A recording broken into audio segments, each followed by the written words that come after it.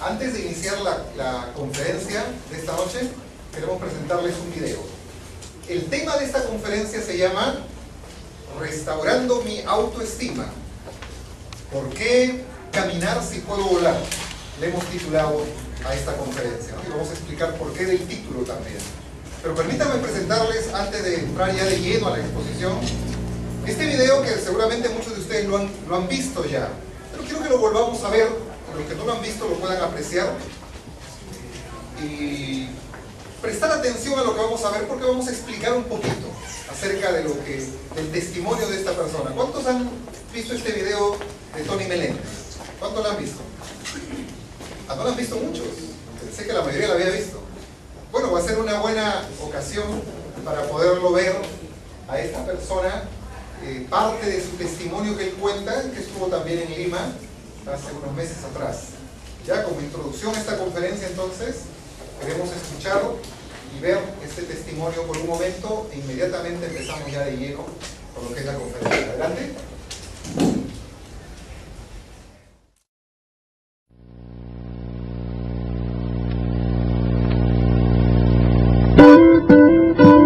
La guitarra especial para mí.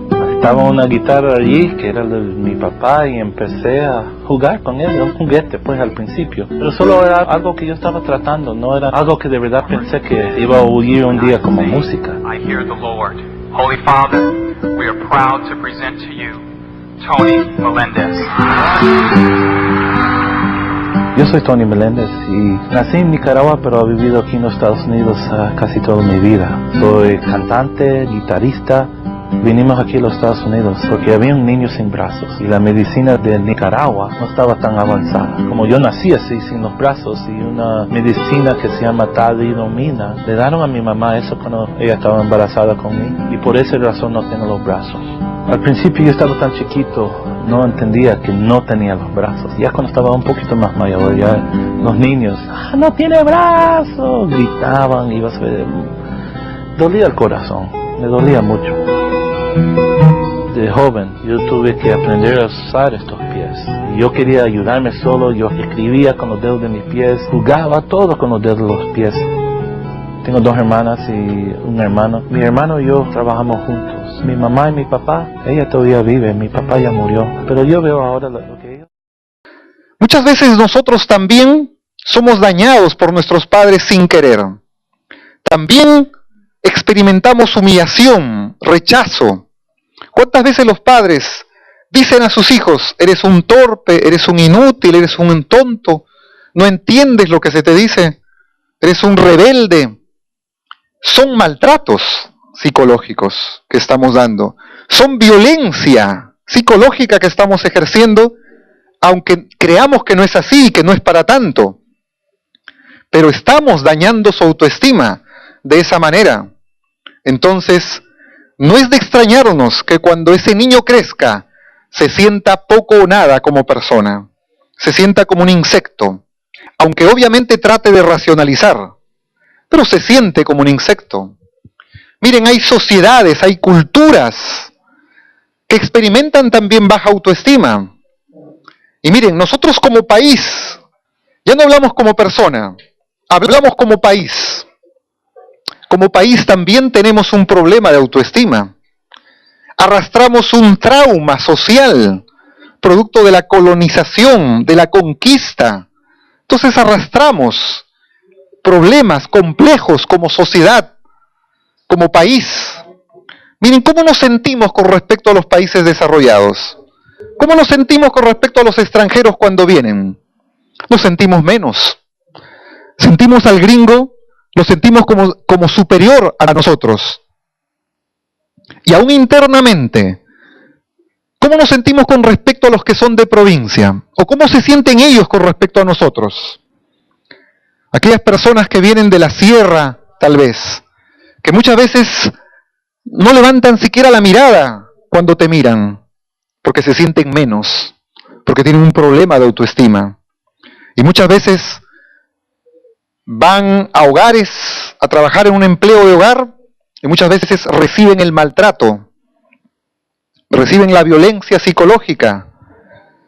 Y no solo de hogares inconversos, sino muchas veces de hogares cristianos, que explotan, que humillan a estas personas que laboran con ese trabajo.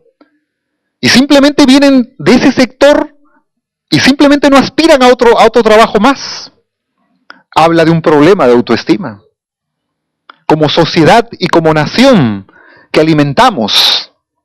Entonces tenemos ese trauma, que nos sentimos menos ante el gringo y nos sentimos más ante el provinciano, muchas veces. Y ambos revela el problema de autoestima que tenemos. Israel experimentó eso también. ¿Cómo se sentía Israel con respecto a las otras naciones, a los otros pueblos? ¿Cómo los veía Israel? A las personas, a las naciones a las cuales debería conquistar. ¿Cómo dice que los veía? Como gigantes los veía. O sea, Israel se veía algo pequeño y ellos lo veían como gigante, como algo grande, algo alto, algo superior.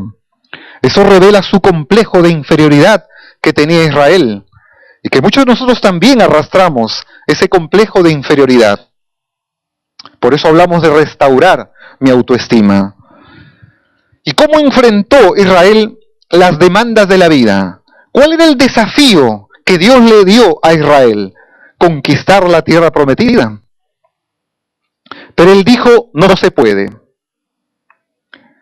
Él en su mente grabó, Israel, que no se puede. No se puede conquistar. Es imposible conquistar la tierra prometida. Las ciudades son muy grandes, muy amuralladas. Las personas que la habitan son gigantes. Hay mucho bosque, hay muchos animales. Es imposible que lo conquistemos. Miren, la persona que tiene problemas de autoestima siempre se va a centrar más en las dificultades que en las posibilidades. La persona que tiene problemas de autoestima va a ver más las limitaciones, va a ver más los conflictos, las dificultades que hay en un proyecto que las posibilidades, que las bondades que hay en ese proyecto. Su autoestima hace que se centre más en lo negativo que en lo positivo. Eso es lo que pasa con una persona que tiene problemas de autoestima. Y eso pasó con Israel. Dijeron, no se puede conquistar. 400 años de humillación y explotación habían grabado en su mente que no se puede. Acá trabajamos también un curso que se llama Renovando la Mente. Y la autoestima tiene que ver con Renovando la Mente. Es por eso que el siguiente mes de junio trabajamos la renovación de la mente. Porque están íntimamente ligados. ¿Por qué decimos eso? Porque nuestro problema de autoestima es un problema de creencias, es un problema de nuestra mente. Porque en nuestra mente está grabado una serie de mensajes que nuestros padres han colocado en nosotros. Y uno de esos mensajes es el no se puede. El no se puede. Y por eso no alcanzamos logros significativos en la vida. Entonces, por eso Israel dijo, no podemos conquistar la tierra prometida. Y esa generación pasó, vivió y murió en el desierto, sin nunca disfrutar de la tierra prometida, sin nunca atreverse a cruzar el río Jordán. Miren, ¿cuántos cristianos hay? ¿Y cuántos de nosotros tenemos ya 5, 10, 15, 20 años en la vida cristiana? Y vemos que no avanzamos, que no hay cambios significativos en mi vida, que no he progresado, que no he crecido. No veo frutos, grandes frutos en mi vida. Aspectos religiosos tal vez, pero cambios significativos, verdaderamente transformadores, no los hay. ¿Por qué? Porque sigo viviendo en el desierto. Porque no he cruzado el río Jordán, porque estoy ahí rodeando el desierto, viviendo en el desierto, y puedo pasarme años ahí, puedo pasarme la vida entera y morir en el desierto, y nunca haber entrado a la tierra prometida. ¿Por qué? Entre otras causas, porque tengo un problema de autoestima, que no me atrevo a sanarlo delante de Dios, y eso fue la experiencia de Israel. ¿Cómo me siento entonces con respecto a mí mismo? ¿Cómo me siento con respecto a los demás? ¿Y cómo enfrento las demandas de la vida? Ese es el test para medir el grado de autoestima que yo tengo.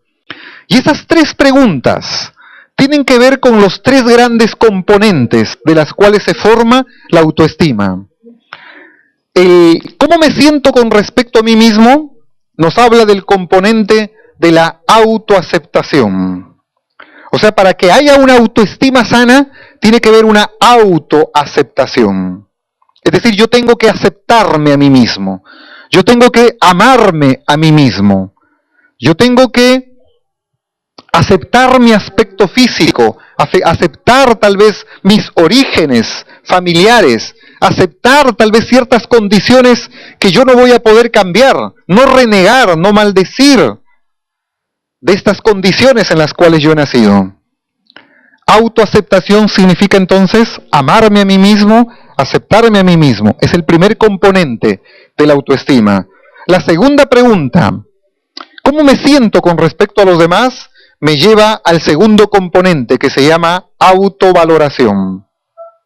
Autovaloración, que tiene que ver con el cuánto me valoro yo.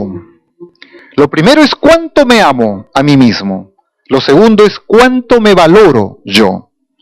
Y eso habla de cómo yo me relaciono con los demás, cómo yo me integro con los demás. Miren, una persona que tiene problemas de autoestima va a ser una persona que siempre va a ir comparándose con los demás. Siempre va a ir sintiendo que es menos ante unos y es más ante otros. Siempre va a estar con ese problema, ¿no? Siempre se va a sentir menos con determinada persona y se va a sentir más con otras personas. El que tiene sana la autoestima puede presentarse ante el presidente y no sentirse menos, y no ponerse nervioso, y no sentirse insignificante. Y al mismo tiempo puede presentarse ante el portero de la empresa donde trabaja, ante el de mayor nivel, bajo nivel, en la jerarquía tal vez laboral, y no sentirse más. Tratarlo con el mismo respeto que trataría al que tiene un nivel jerárquico mayor. Porque es una persona sana en su autoestima. No se siente más ante unos, ni se siente menos ante otras. Un signo de complejo de inferioridad, un síntoma de problema de autoestima es que yo me comparo con los demás. Ese es un problema de autoestima. Miren lo que dice Israel. Dice que ellos se sentían como langostas, dice, ¿no? A nuestro parecer, dice, y así también nos parecíamos, dice, ¿no? A nuestro parecer como langosta, y así les parecíamos a ellos. Así les parecíamos a ellos. Miren, aquí está hablando de una realidad psicológica. Estas frases están hablando de una realidad psicológica. Miren, Israel está diciendo, nosotros nos sentimos y nos parecemos como una langosta, y así también les parecemos a los demás, así también les parecemos a ellos. Miren, cuando yo me siento menos, yo invito a que los demás me traten como menos también. Es decir, como yo me trato a mí mismo, los demás me van a tratar a mí. Ese es un principio psicológico. Si yo me desprecio a mí mismo, yo voy a invitar a que los demás me desprecien también a mí. Si yo me desvaloro a mí mismo, entonces yo voy a invitar a que los demás me desvaloren también. ¿Por qué yo me siento rechazado por los demás? ¿Por qué experimento que los demás de alguna manera no me aceptan y me rechazan? Porque soy yo el que está invitando a ese rechazo. Porque soy yo el primero en rechazarme a mí mismo. Y eso hace, entonces, que los demás me rechacen. Es por eso que el rechazo jala al rechazo. Como yo me vea a mí mismo, va a ser como yo invite a que los demás me vean a mí mismo también. Y como yo me vea a mí mismo, es generalmente como mis padres me han visto a mí. Ellos han grabado la imagen que yo debo tener y verme con respecto a mí mismo. Y esa es la imagen que yo voy a proyectar y que voy a invitar que los demás me vean a mí también. Entonces, está el componente de la autoaceptación, está el componente de la autovaloración y está la tercera pregunta. ¿Cómo enfrento las demandas de la vida? Que tiene que ver con la autoconfianza, que es el tercer componente de la autoestima. La autoconfianza tiene que ver con cuánta confianza yo tengo en mí mismo. Cuán capaz me siento de hacer cosas en la vida. Miren, así como el amarme a mí mismo no es egoísmo, no es pecado, el tener confianza en mí mismo tampoco es autosuficiencia. Yo creo que Dios nos ha dado potencialidades y capacidades. No hay ningún ser humano que no tenga potencialidades y no tenga capacidades.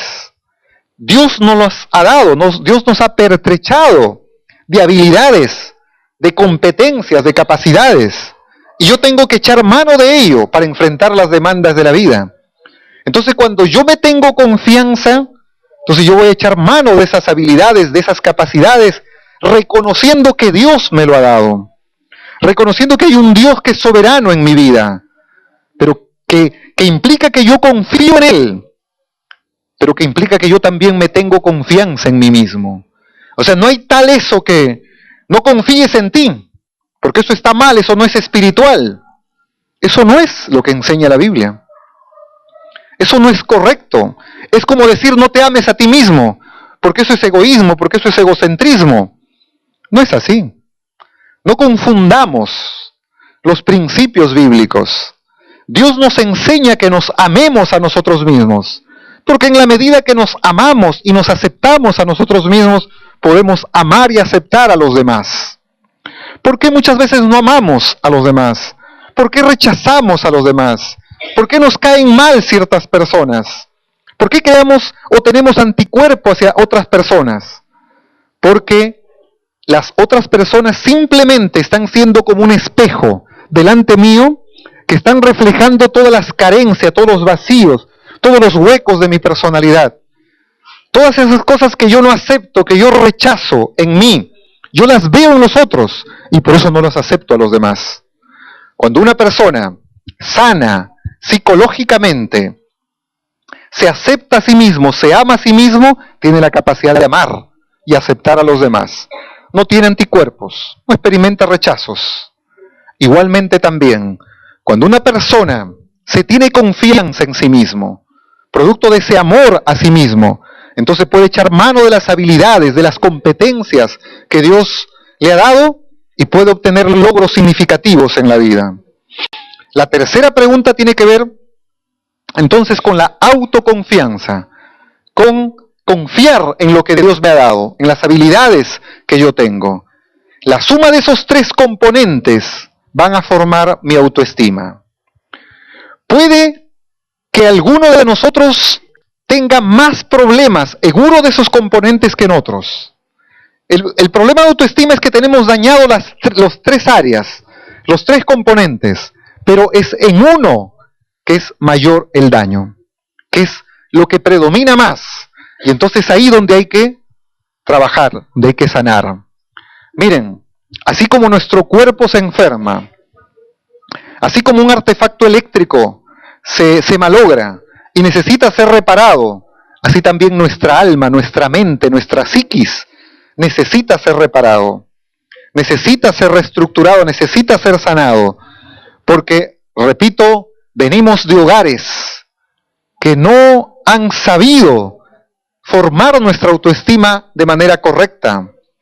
Miren, esos tres componentes se va formando en la niñez. En el curso lo explicamos con mayor amplitud. Pero permítame mencionarles algunas cositas. Por ejemplo, el componente de la autoaceptación. ¿Cuándo es que yo no me acepto? ¿Por qué es que no me acepto? ¿Por qué es que no me amo?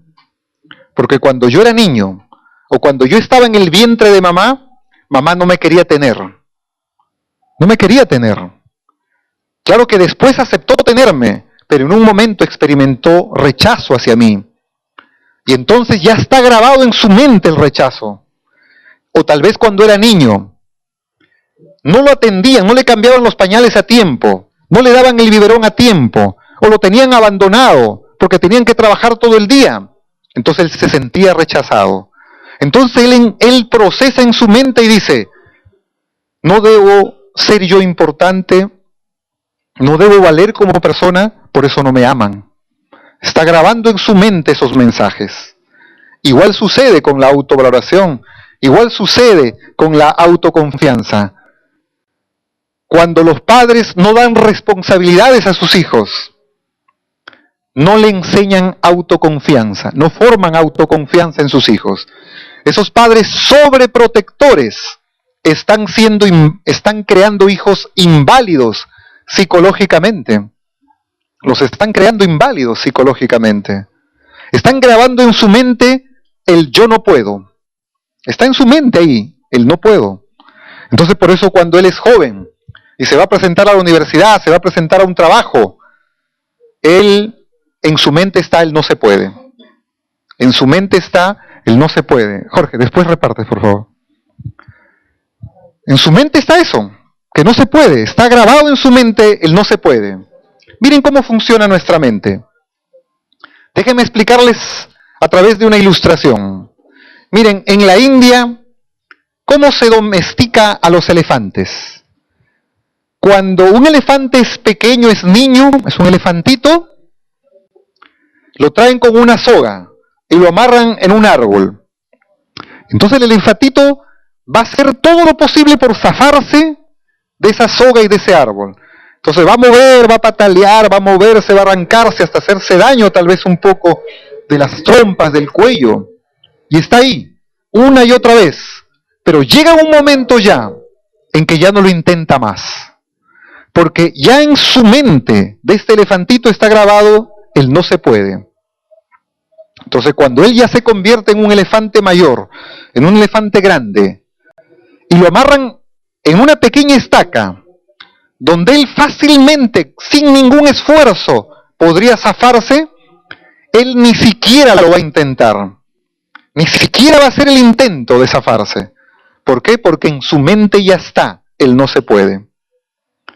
Eso que sucede en un animal, sucede también en nosotros. ¿Cuántas creencias equivocadas tenemos en nuestra mente? Nosotros decimos, ¿cuánta basura tenemos en nuestra mente que nos impide realizar grandes cosas en la vida?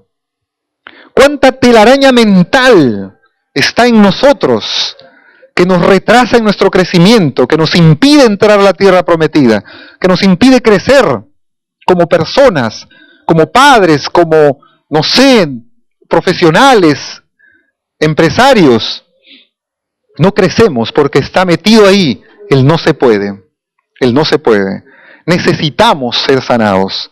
Entonces, son los tres componentes y cada uno de esos componentes necesitan ser reparados en nuestra vida.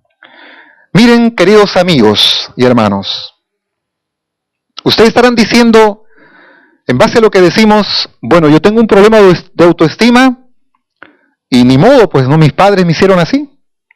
Mis padres, la familia en la que vine, me hicieron así. Y yo soy así, porque ellos de alguna manera provocaron todo esto.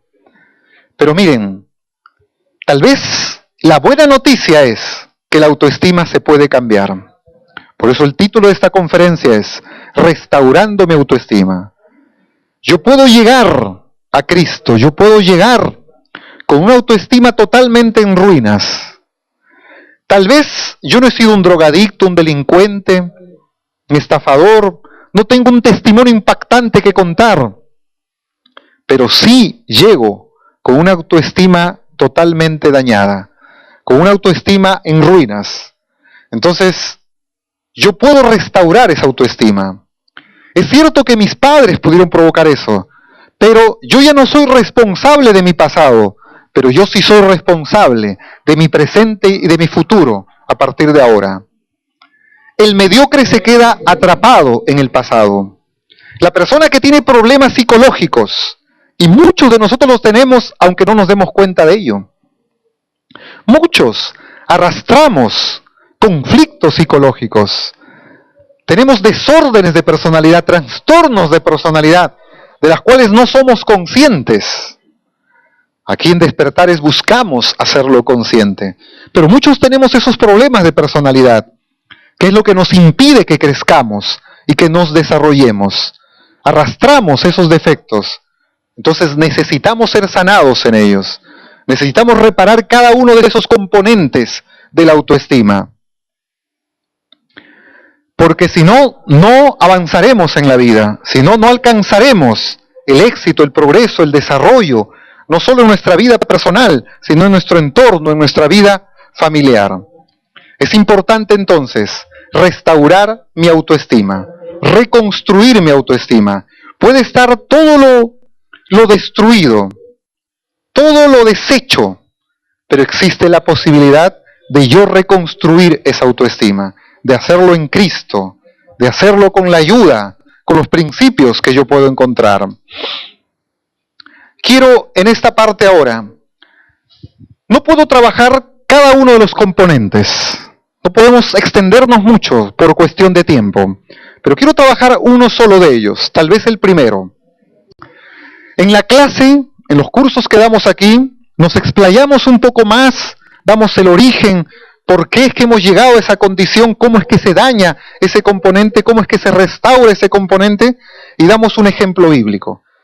Un caso específico para cada componente. En esta noche vamos a compartir un caso, nada más que un caso. Vamos a Marcos, el libro de Marcos, y vamos a ver cómo Jesús, quien aparece en la Biblia como el psicólogo de los psicólogos, como el terapeuta de los terapeutas, vamos a ver cómo Jesús fue un hombre que no solamente sanó el cuerpo, sino que sanó el alma. Vamos a ver cómo es que los evangelios me relatan que Jesús no solo estuvo interesado en sanar el cuerpo, Él estuvo interesado en sanar el alma. Más que el cuerpo, Él se preocupó en sanar el alma de las personas. Y miren, cada encuentro que Él tuvo con un personaje que nos relatan los evangelios, lo que Él hizo fue una terapia psicológica. Lo que Él hizo fue un tratamiento terapéutico con esta persona, como lo vamos a ver en el caso específico y particular del leproso. Vamos a leer la historia del leproso y vamos a ver cómo Jesús trató con este hombre. Vamos a ver a partir del verso 40, 1:40 en adelante. Los que tienen su Biblia, acompáñenme con la lectura. Dice así la palabra: vino a él un leproso, rogándole, e hincada la rodilla le dijo: si quieres puedes limpiarme. Y Jesús, teniendo misericordia de él, extendió la mano y le tocó y le dijo: quiero, sé limpio. Y así que él hubo hablado, al instante la lepra se fue de aquel y quedó limpio. Entonces le encargó rigurosamente y le despidió luego y le dijo: mira, no digas a nadie nada, sino ve, muéstrate al sacerdote y ofrece por tu purificación lo que Moisés mandó para testimonio de ellos. Vamos a pensar en la psicología de este leproso. ¿Cómo era la mente, cómo era la autoestima de este leproso? Miren, en nuestro tiempo, que casi no existe la lepra, es muy difícil entender esta enfermedad. Pero en el Antiguo Testamento, la lepra tenía una doble connotación, un doble significado. No solamente era una enfermedad física, no solamente era considerado una enfermedad física, que ya era bastante, sino que además de ser considerado una enfermedad física, era considerado también una enfermedad espiritual. Era considerado como una maldición. Entonces el leproso no solo sufría porque su carne se le podría y se le caía, sino que también sufría porque todo el pueblo lo rechazaba y lo consideraba un maldito por Dios. Que la lepra que él vivía era porque experimentaba una maldición, porque era un pecador. Y entonces, Todo leproso y todos los leprosos vivían en cuevas, alejados de la ciudad, alejados de la gente común, normal. Y cuando por A o B se encontraban con alguna persona en el camino, la ley le obligaba a gritar y decir inmundo, inmundo, para que la gente se alejara de él, porque de lo contrario la ley autorizaba que fuera apedreado. Experimentemos o pensemos, ¿qué habría en la mente de este leproso? ¿Qué sentiría en sus emociones este leproso? El sentirse rechazado por su sociedad, sentirse rechazado por Dios, aunque no fuera así, pero él experimentaba un rechazo y aún experimentaba un rechazo por sí mismo. Experimentaba un rechazo. Nosotros hemos dicho que el componente de la autoestima llamado autoconcepto implica amarme a mí mismo. Y ese componente se va formando cuando yo soy amado por mis padres. Cuando no soy amado y mis padres no saben expresar afecto hacia mí, entonces yo experimento rechazo. Y entonces estoy siendo dañado en ese componente llamado autoconcepto. Este leproso, no sabemos de su infancia, de repente también fue rechazado, pero ya en su adultez o desde cuando experimentó esta enfermedad llamada lepra, él empezó a experimentar rechazo. Miren, el más inmenso temor que hay en el ser humano es el rechazo. Miren, no hay más grande temor en el ser humano que el rechazo. Así como también el más grande hambre, el más grande anhelo que tiene el ser humano es de reconocimiento. Rechazo y reconocimiento son dos caras de una misma moneda. Todos necesitamos reconocimiento. Cuando lo hemos recibido de niños, que es importante que lo recibamos, entonces cuando somos adultos ya no necesitamos que nos aplaudan, que nos reconozcan, que nos elogien. Pero el que no lo recibió de niño tiene un problema de autoestima, tiene un problema de narcisismo y entonces va a buscar que lo aplaudan. Por eso muchos de nosotros que tenemos problema de autoestima buscamos que nos aplaudan, que nos reconozcan, que nos elogien, que nos digan cosas grandes, bonitas. Y muchos líderes buscan compensar su baja autoestima teniendo poder, teniendo título. Que me llamen pastor, profeta, apóstol, doctor, ingeniero. Ah, qué lindo el título, ¿no? Cuando señalan mi título, yo me siento por las nubes, ¿no? O teniendo poder, o teniendo dinero. Si yo tengo un auto, ¿no? Y si encima me pongo unos lentes negros, ¿no? Cómo manejo, ¿no? Cómo me siento bien, ¿no? Problema de autoestima. O quiero tener prestigio. Quiero tener cargos, puestos, títulos. Todo eso está revelando el hambre de reconocimiento que yo tengo. Ese hambre, ese reconocimiento que mis padres no supieron darme, yo quiero ahora encontrarlo en este mundo con la gente. Pero como la gente no me lo va a dar gratuitamente, entonces yo voy a hacer cosas para que la gente me dé. Pero esto tiene que ver con el componente de la autovaloración. El componente de la autoaceptación tiene que ver con el rechazo que experimentó el leproso. El leproso entonces experimentó ese rechazo. Él se despreciaba seguramente a sí mismo, hasta que un día oyó de Jesús. Oyó que Jesús sanaba y obraba milagros. Y él se dijo, voy a buscar a Jesús. Y bajo el riesgo de su vida, corriendo riesgo sobre su vida, él buscó, llamó a Jesús, se acercó a él en medio de la multitud. Y seguramente toda multitud se alejaría, ¿no? Se distanciaría de este hombre. Pero él se acercó donde Jesús y le dijo, Señor, si quieres, puedes limpiarme. Ese si quieres suena a humildad. Ese si quieres suena a humillación delante de Jesús. En nuestro tiempo se habla que el Señor tiene que sanarme, que tú tienes que confesarlo con tu boca. Que el Señor, Él tiene, si no estás mal, el Señor dice en su palabra, Él tiene que sanarte, obligadamente. y convertimos a Dios en nuestra lámpara de Aladino, que simplemente tengo que frotar y Él tiene que cumplir mis deseos, es entender mal el discurso de la Biblia. Él se humilló delante de Jesús y dijo: Señor, yo creo que tú sí puedes sanarme. A mí no me quepa la menor duda que tú puedes sanarme. Y por eso me he acercado, a riesgo de que me apedreen. Yo creo que tú puedes sanarme. Pero Señor, yo quiero ver si tú quieres sanarme. No es un asunto si puedes, es un asunto si quieres. Y él se acerca donde Jesús.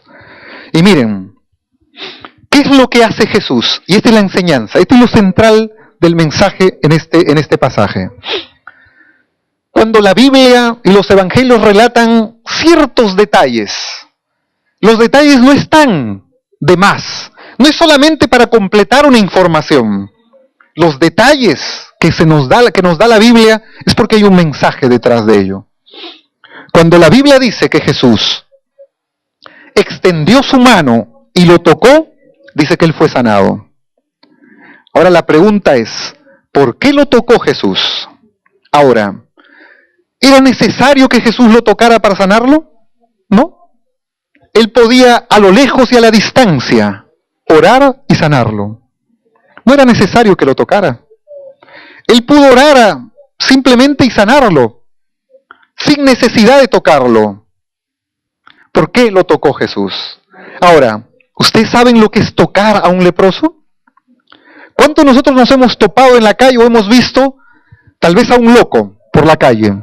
Todo sucio, todo maloliente, todo mal vestido. ¿Qué es lo que hace la gente? Huye, toma distancia, se aleja, ni siquiera se acerca. Crea repugnancia, rechazo. El leproso es 10 veces más que eso. O sea, lo que despierta el leproso es más que asco y más que repugnancia. Porque un leproso se ve que su carne se le pudre y se le cae y despierta un olor nauseabundo. Entonces, tocar a un leproso era algo tremendo. ¿Por qué lo hizo Jesús? ¿Saben por qué? Porque Jesús está haciendo terapia con el leproso.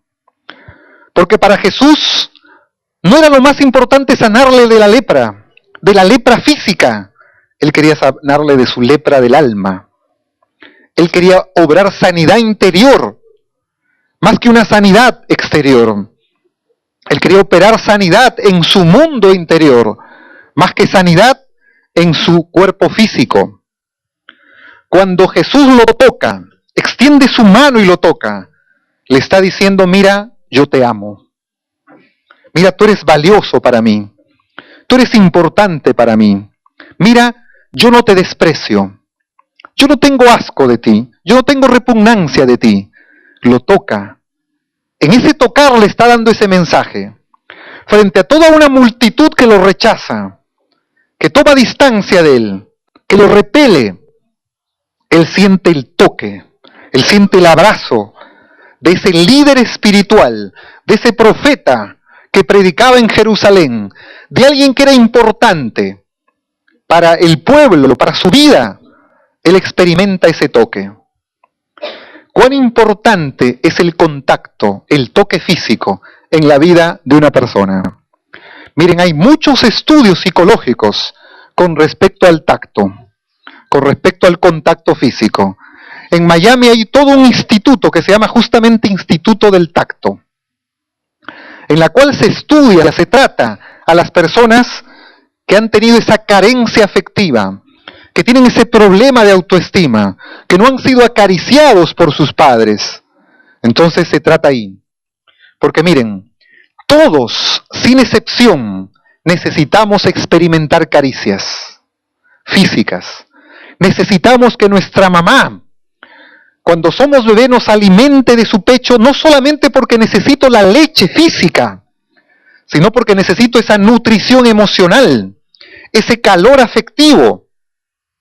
Por eso cuando una mamá le da de lactar a su hijo, estando con cólera, con resentimiento, con ira, entonces lo que está haciendo no solamente está afectando su leche, está afectando esa nutrición emocional, porque el niño va a experimentar rechazo de esa mamá. Lejos de experimentar esa caricia, va a experimentar una violencia asolapada, una violencia psicológica. Y por eso entonces va a crecer con sentimientos de desprecio y de rechazo hacia sí mismo. Es importante la caricia. Es importante que el niño reciba la caricia de papá, de mamá, que le diga que yo te amo. Miren, muchas veces un niño no necesita que le demos explicaciones, argumentos. Necesita solamente que le demos un abrazo, que le demos una caricia. Miren papás, yo no sé cuántos papás hay acá. ¿Saben por qué hay hijas que están con un enamorado y con otro enamorado, y con un esposo y con otro esposo, y con un marido y con otro marido? ¿Saben por qué? Porque están buscando en ese enamorado, en ese marido, esa caricia paterna que no encontraron en papá. Y no importa entregar sus cuerpos, no importa vender su cuerpo, su lascivia, con tal de recibir un mendrugo, un mendigo de caricia. Cuando los padres dejamos de acariciar a las hijas, con esa caricia sana, con esa caricia de padre, esa hija crece con un vacío, esa hija crece con ese sentimiento de rechazo que lo buscará en los brazos de un hombre. Y como no habrá ningún hombre que pueda satisfacer, se pasará la vida buscando ese hombre, porque está buscando un papá que lo acaricie, porque experimentó rechazo. Es importante el contacto, es importante el tacto que podamos hacer. En una oportunidad, una amiga me contó lo siguiente. Ella estaba en un ómnibus y sube un niño, todo sucio, maloliente, llorando. Y el niño se movía de un lado al otro en este ómnibus, llorando, gritando un poco. Ella estaba sentada y su asiento estaba vacío. El niño se sienta a su lado. Y esta amiga experimenta el natural rechazo, el natural, no sé, ese repeler a este niño, porque olía mal, porque lloraba, porque estaba mal vestido. Y seguía llorando, sentado al lado. Esta amiga era cristiana, sintió que Dios le hablaba para dar amor a este niño, que el Espíritu Santo le decía, mira, tócale, tócale. No le hables, solamente tócale su cabecita. Y él empezó a tocar la cabecita, así, rascándole un poquito la cabecita. En esos minutos que hizo eso ella, el niño dejó de llorar y el niño se quedó dormido. ¿Qué es lo que pasaba con este niño? Cuando el niño lloraba, moviéndose de un lado a otro, estaba revelando su ansiedad. ¿Cuántos niños viven en ansiedad en este tiempo por carencia afectiva de los padres? ¿Cuánta ansiedad en este tiempo viven los niños? ¿Cuántas depresiones viven los niños? Hoy se habla de suicidio infantil por esa carencia afectiva, porque los padres están más ocupados en otras cosas que en la atención y la relación con los hijos. Este niño reflejaba esa ansiedad, y en ese moverse y llorar de un lado para otro, él lo que estaba gritando en su lenguaje no verbal, estaba diciendo, ámenme por favor, denme un poquito de amor por favor, regáleme una pequeña caricia por favor. Él no pedía plata, él no pedía otra cosa, él pedía una pequeña caricia. Y cuando ella la encontró en esas manos, en esos brazos de esta persona, su ansiedad se calmó. Y por eso se pudo dormir. Ella no le habló. Ella no le dio un discurso, no le habló de Cristo, no le habló de nada. Simplemente lo tocó. ¿Cuántas veces necesitamos decirle a nuestros hijos, decirle tal vez a nuestra pareja, a las personas que amamos, o aún a las que no tanto, simplemente darle un abrazo? Simplemente abrazarlo, palmearle en el hombro, y nada más, no hay que decir más a veces, no hay que hacer más. ¿cuánta sanidad experimenta esa persona? ¿Cuánto se está restaurando y reconstruyendo su autoestima de esa persona? ¿Cuándo sana su autoestima? Por eso es importante la labor que cumplen los padres en la sanidad, en la formación de la autoestima de los hijos. Hemos visto el video de Tony Meléndez. Miren, si Tony Meléndez llegó a donde llegó, y no solamente se quedó caminando, sino que pudo volar, usando esta metáfora del por qué caminar si puedo volar, es porque pudo construir una autoestima sana, en la cual su padre le fue de mucha ayuda. Miren, hay muchos hijos que pueden o podemos quejarnos de nuestro padre. Muchas veces la ausencia paterna de un padre, ya sea porque es una ausencia física o es una ausencia emocional que daña la vida de nuestros hijos. Y muchas veces los hijos tenemos esa queja con nuestros padres, porque no supieron ser buenos padres, buenos papás. Pero el caso de Meléndez, de Tony Meléndez, fue distinto. Él tuvo la bendición de tener un padre sabio. Si solamente él se hubiera criado con mamá, no hubiera llegado a donde él llegó. No hubiera llegado a donde él llegó. ¿Por qué? Porque él cuenta, no lo cuenta aquí, pero cuando él vino a Lima e hizo una presentación, un concierto, él contó parte de su testimonio y yo pude oír ahí.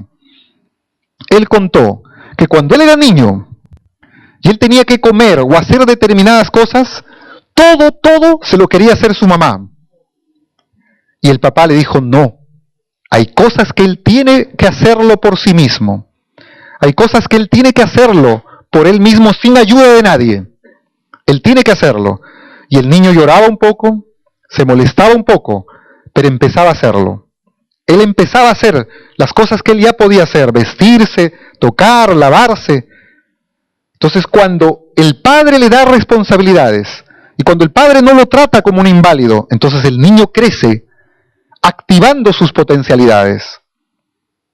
¿Por qué? Miren, ¿qué es lo que se ve y descubrimos en psicología? Que muchos niños que nacen con cierta discapacidad, física, digamos, mental un poco tal vez, ¿qué es lo que pasa en el seno familiar de ese niño? Muchas veces los padres lo hacen doblemente discapacitado. Doblemente discapacitados. O sea, ya ese niño viene con una discapacidad física y los padres lo hacen un discapacitado mental encima. ¿Por qué? Porque por su limitación física lo tratan como un inválido. Y lo ven como un inválido. Y entonces él graba en su mente que es un inválido. Y que él siempre tiene que depender y vivir a costa de los demás. Entonces lo hacen de por vida un inválido psicológico. Además de la invalidez física que pueda tener. ¿Cuántos padres hacen de sus hijos, aún no teniendo este hijo ninguna discapacidad física, sus padres lo vuelven un inválido psicológico? Porque no saben construir una autoestima adecuada.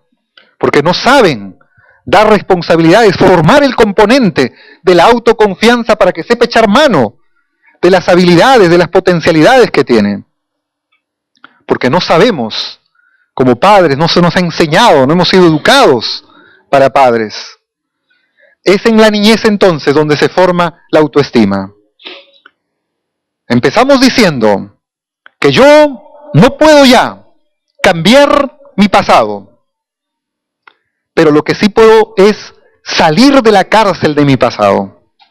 Miren, muchos de nosotros vivimos atrapados en nuestro pasado. Vivimos en la cueva de nuestro pasado y por eso seguimos dando vuelta en el desierto y nunca cruzamos el río Jordán. Seguimos ahí, atrapados en nuestro pasado, condicionados por nuestro pasado. Pero yo tengo la oportunidad de ponerme cara a cara con mi presente y poder construir mi futuro. Yo no puedo vivir en base al condicionamiento pasado que hicieron conmigo mis padres. Mis padres me grabaron en mi mente una forma de creer, de pensar y de ser. Pero yo tengo la posibilidad y eso es salud psicológica, eso es salud mental. Tengo la posibilidad de reestructurar mi mente, de reestructurar mis emociones, de reestructurar mis creencias, de reestructurar mi perspectiva de la vida y de restaurar mi autoestima. Yo tengo esa posibilidad. Yo soy capaz en el Señor, en Cristo, de poder cambiar en ese sentido. Miren la fábula de la gallina y del águila. Una vez, un águila puso un huevo y no pudo empollar este huevo. Así que ese huevo pasó a ser empollado por una gallina. Entonces, una gallina hizo que nazca el polluelo águila. Y este polluelo creció juntamente con los demás pollos. Y cuando ya se convirtió en adulto, y era una gallina, ella veía cómo volaban las águilas. Y ella decía, ¿cuánto me gustaría ser un águila? ¿Cuánto me gustaría poder volar como un águila? Remontarme a esas alturas como un águila. Y ella ignoraba y no sabía que ella era un águila. ¿Por qué? Porque en su mente estaba que era una gallina, siendo un águila. Porque se había criado en un gallinero, en un corral, con la mentalidad de una gallina, y por eso nunca echó manos de sus recursos, de sus potencialidades, de sus alas, para poder volar. Muchos de nosotros vivimos así también, con enormes potencialidades, con grandes capacidades para remontarnos, para poder volar en las alturas del progreso. Sin embargo, vivimos con la mentalidad de gallina, ahí en los llanos, sin progresar, sin desarrollar, sin avanzar en la vida, porque ahí en nuestra mente están grabados el no puedo, el no soy, el no me va a salir, el no creo. Están grabados ese cúmulo de creencias que limitan mi autoestima, que limitan mi personalidad, porque hay un daño en mi autoestima. De ahí que es importante entonces restaurar mi autoestima. Es posible hacerlo. Es posible hacerlo a través de una terapia, a través de un curso, a través de ir tomando conciencia para poder sanar esas áreas, esos componentes de la autoestima y ser mejores hijos, padres, profesionales, creyentes para nuestra vida. Despertares es una institución que les ofrece un espacio. Yo creo que hay otras instituciones también. Vayan, edúquense, inviertan en sus propias personas. Miren, dijimos que no nos va bien en la vida, no porque la vida sea mala, sino que no nos va bien porque nuestra mente, porque nuestra autoestima es la que está mal. Necesitamos ser sanados. Cuando estamos mal del cuerpo, vamos a un médico, ¿verdad? También cuando estamos mal del alma, y muchos de nosotros estamos mal del alma, estamos enfermos del alma, necesitamos ir a una terapia, necesitamos experimentar sanidad. Y para eso hay que invertir tiempo, hay que invertir dinero, hay que invertir trabajo, hay que invertir esfuerzo. Despertares es una institución que ha abierto una serie de temas que tienen que ver con la sanidad interior y con el crecimiento personal. El mes de mayo, como dijimos, estaremos trabajando este tema de la autoestima. Hoy hemos dado apenas una introducción de lo que es la autoestima. No hemos trabajado a fondo los componentes, no hemos trabajado a fondo los casos bíblicos, los personajes bíblicos que nos enseñan cada uno de los otros componentes. Pero nos llevamos, creo yo, en esta noche algo básico con respecto a la autoestima, algo concreto, una síntesis que nos pueda ayudar a empezar a tomar conciencia y hacer algo porque nuestra autoestima sea sanada, porque seamos mejores personas. Yo les deseo, hermanos y amigos, con todo el corazón, que Dios cambie sus vidas, que puedan cruzar el Jordán, que puedan restaurar su autoestima, sanar su autoestima, y no solo caminen, pudiendo volar también. Sean esa águila que la Biblia nos enseña que cuando confiamos en Dios, seremos como las águilas. Correremos, no nos cansaremos, caminaremos y no nos fatigaremos. Que el Señor nos ayude. Que Dios le bendiga. Gracias.